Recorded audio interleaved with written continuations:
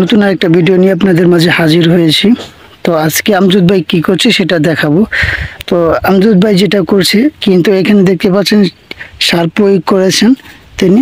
সার প্রয়োগের পরে কিন্তু তিনি যে জমিটা চুলা দিয়েছেন, সেই চুলা দেওয়া মাটিটা বিটে তুলে দিচ্ছে।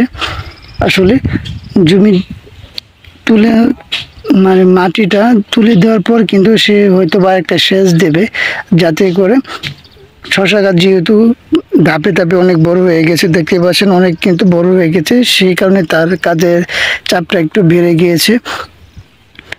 আসলে তিনি কিন্তু ডিআইপি, পটাশ, তারপর আপনার বোরন, জিঙ্ক, সামথিং সব আইটেম কিন্তু মিক্স করে অল্প পরিসরে 20 গ্রাম পরিসরে কিন্তু প্রত্যেকটা মাছ চারার অনুপাতে কিন্তু তিনি জমিতে ছিটিয়ে দিয়েছে।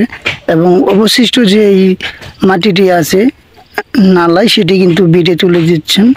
আর বিটে তুলে দেওয়ার কারণটা হচ্ছে, যেহেতু সামনে যদি বৃষ্টি আসে তাহলে এই গাছের যে সাইডের মাটিটা সেটা ভেঙে পড়লেও যাতে শিকড় না বেরিয়ে পড়ে, শিকড় বেরিয়ে পড়লে হয়তো বা গাছটা মারা যেতে পারে, সেই কারণে কিন্তু যে অবশিষ্ট মাটিটি আছেন সেই মাটিটি কিন্তু বিটে তুলে দিচ্ছে।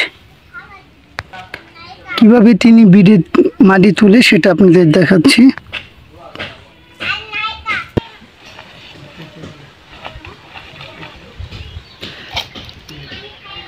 আসলে সার প্রয়োগের পরে কিন্তু তিনি কিন্তু মাটিটা তুলে দিচ্ছেন। গাছ যেহেতু অনেক বড় হয়েছে সেই কারণে।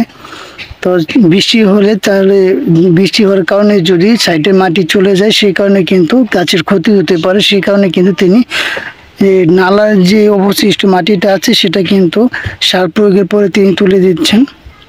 তো তার পরবর্তীতে হয়তোবা তিনি একটা সেচ দেবেন। কিভাবে তিনি মাটিটা দিচ্ছে দেখতে পাচ্ছেন, আপনাদের দেখাচ্ছি। মাঝখানে যে নালাতে আছে সেটা কিন্তু দুই ধারে কিন্তু দিয়ে দিচ্ছে।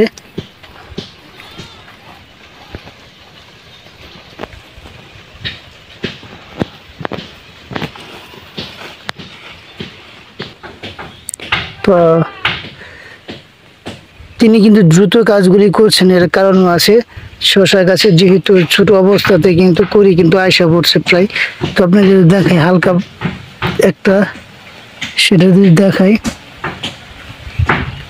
এই দেখতে পাচ্ছেন এখানে কিন্তু করি আয়সা পড়ছে, সেই কারণে তিনি কিন্তু তাড়াতাড়ি দ্রুত এই বিড়ের সংক্রান্ত যে কাজটি আছে সেটি কিন্তু করে ফেলছেন।